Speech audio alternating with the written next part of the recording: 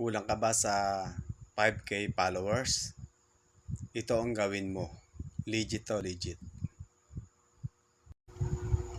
Sundan nyo lang po ako para malaman nyo. Malaki po ang maitutulong nito sa inyo. Buksan po natin ang ating Facebook. Punta tayo sa comment section.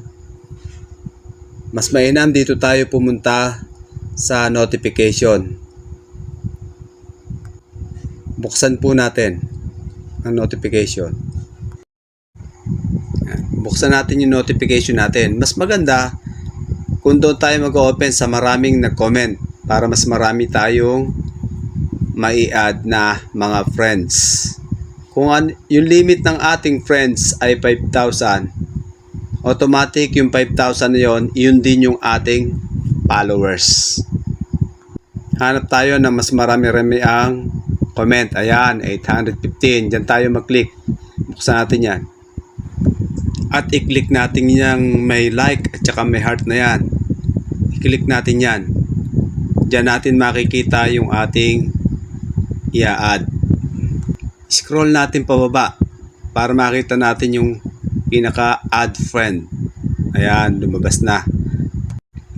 I-click lang natin na i-click yan. Mga add friends yan. Want to sawa kayo dyan, walang streak yan. I-click lang po natin, i-click yan. Hanggang ma-meet natin ang 5,000 followers. Saka lang tayo titigil kapag naka 5,000 followers na tayo. Sa ibang comment section, ganyan din ang gawin nyo. Hanggang sa ma-meet nyo ang 5K na friend nyo, automatic followers nyo na rin yun. Ganyan lang po.